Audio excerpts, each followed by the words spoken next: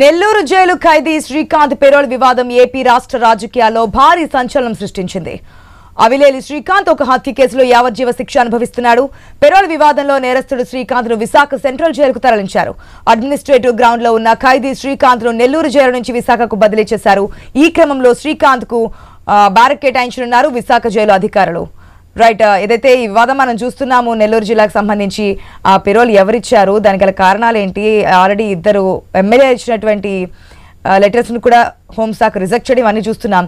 దీనికి సంబంధించిన అప్డేట్స్ మా ప్రతినిధి రాజు ద్వారా తెలుసుకుందాం. రాజు, గుడ్ మార్నింగ్ ఆశ. ఏదైతే నెల్లూరులో సంచలనంగా మారినటువంటి రౌడీ షీటర్ జీవిత ఖైదీ అనుభవిస్తున్నటువంటి శ్రీకాంత్ వ్యవహారం ఇప్పుడైతే వివాదాస్పదంగా మారిందని చెప్పుకోవచ్చు. పెరోల్ ఇవ్వడం కూడా హోంమంత్రికి తెలియని అంశంగా హోంమంత్రి కూడా ప్రకటించడం సంచలనమైనటువంటి అంశంగా చెప్పుకోవాలి. ఈ నేపథ్యంలోనే శ్రీకాంత్ అదుపులోకి తీసుకున్నటువంటి నెల్లూరు పోలీసులు నెల్లూరు జైలు నుంచి అయితే అడ్మినిస్ట్రేషన్ గ్రౌండ్ లో భాగంగా నెల్లూరు జైలు నుంచి విశాఖపట్నం సెంట్రల్ జైలుకి అయితే తరలించడానికి ఆదేశాలు ఇచ్చిన నేపథ్యంలోనే ఈ రోజు తెల్లవారుజామున అయితే శ్రీకాంత్ ని భారీ పోలీస్ బందోబస్తు మధ్య అయితే విశాఖపట్నం సెంట్రల్ జైలుకి తరలించడం జరిగింది. సెంట్రల్ జైల్లో ప్రత్యేక బ్యారేక్ ఏర్పాటు చేయాలని కూడా అధికారులకు అయితే ఆదేశాలు వచ్చినట్టుగా తెలుస్తుంది. దీని ప్రకారం శ్రీకాంత్ కి ప్రత్యేకమైనటువంటి బ్యారికేడ్ లో ఏర్పాటు అయితే కేటాయిస్తున్నట్టుగా తెలుస్తుంది. అయితే నెల్లూరులో ఎంతో వివాదాస్పదంగా మారినటువంటి ఒకవైపు రౌడీ షీటర్, మరోవైపు జీవిత ఖైదీ అనుభవిస్తున్నటువంటి ఈ శ్రీకాంత్ ఎవరైతే పెరోల్ మీద రావడం అనేది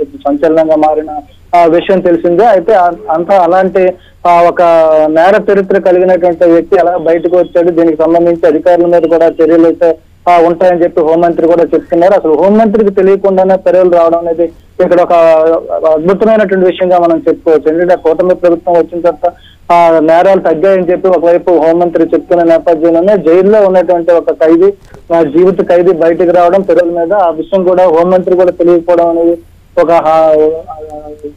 ఒక సంచలనమైన విషయంగా చెప్పుకోవాలి. దీంతో పాటు జైల్లో కూడా రాజభోగాలు అనుభవించినట్టుగా తెలుస్తుంది. శ్రీకాంత్ ఎవరైతే ఉన్నారో శ్రీకాంత్ అక్కడ నుండే కూడా బయట దందాలు కూడా నడిపిస్తున్నాడన్న ఆరోపణలు కూడా తీవ్ర స్థాయిలో వినిపిస్తున్నాయి. ఈ నేపథ్యంలోనే విశాఖపట్నం సెంట్రల్ జైలుకి అయితే తరలించడంతో ఇక్కడ పరిస్థితి ఏ విధంగా ఉండబోతుంది, రాబోయే రోజుల్లో శ్రీకాంత్ వ్యవహారం ఎలా సాగుతుంది, అదేవిధంగా ఇక్కడ కూడా అది గతంలో కూడా విశాఖపట్నం సెంట్రల్ జైల్లో కూడా పలు ఆరోపణలు అయితే ఉన్నాయి.